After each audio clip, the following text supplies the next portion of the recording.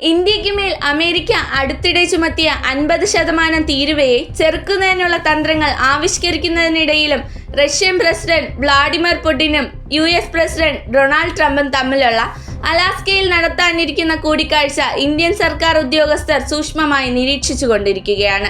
Tariff നടപ്പാക്കാൻ സമയപരിധി അടുത്തിരിക്കെ റഷ്യ-യുക്രൈൻ യുദ്ധത്തിന് നേരെ പരിഹാരം കാണുമെന്ന് ന്യൂഡൽഹി പ്രതീക്ഷിക്കുന്നു.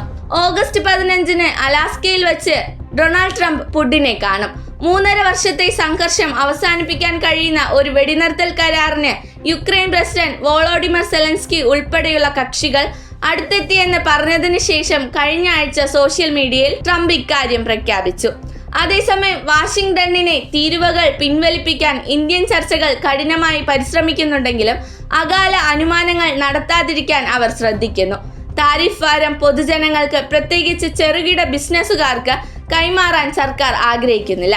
അതേസമയം ട്രംപിന്റെ 2ാം ടൈമിൽ ഇന്ത്യക്ക് അദ്ദേഹത്തിന്റെ നേതൃത്വ ശൈലി മനസ്സിലാകുന്നില്ലെന്ന ധാരണ സർക്കാർ വൃത്തങ്ങൾ തള്ളിക്കളഞ്ഞു. അദ്ദേഹം എങ്ങനെ പ്രവർത്തിക്കുന്നുവെന്ന് ഉദ്യോഗസ്ഥർക്ക് നന്നായി അറിയാമെന്നും കൂട്ടിച്ചേർത്തു.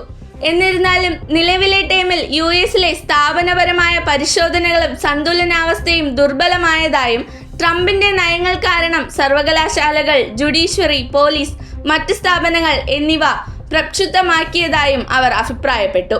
കുടിയേറ്റം പോലുള്ള വിവാദപരമായ നടപടികൾ പോലും വ്യാപകമായ എതിർപ്പ് നേരിടേണ്ടി വന്നിട്ടില്ലാത്തതിനാൽ കഴിഞ്ഞ 8 മാസമായി ട്രംപ് വിജയങ്ങൾ നേരിടുന്നുണ്ടെന്നും അവർ സമ്മതിച്ചു.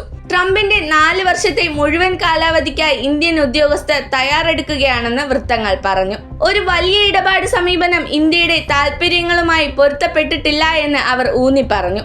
ഓപ്പറേഷൻ സിന്ദൂറിനിടെ ഇന്ത്യയുടെ സ്വയം പ്രതിരോധത്തിനുള്ള അവകാശത്തെ ഫ്രാൻസ്, ജർമ്മനി തുടങ്ങിയ വൻ കക്ഷികൾ പിന്തുണച്ചതോടെ യൂറോപ്യൻ യൂണിയൻ രാജ്യങ്ങളുമായുള്ള ഇന്ത്യയുടെ ബന്ധം മെച്ചപ്പെടുന്നുവെന്ന് വൃത്തങ്ങൾ കൂട്ടിച്ചേർത്തു. ഇതിനു പുറമെ റഷ്യൻ പ്രസിഡന്റ് വ്ളാഡിമിർ പുടിൻ ഉടൻ തന്നെ പ്രധാനമന്ത്രി നരേന്ദ്രമോദിയെ കാണുമെന്ന് പ്രതീക്ഷിക്കുന്നു.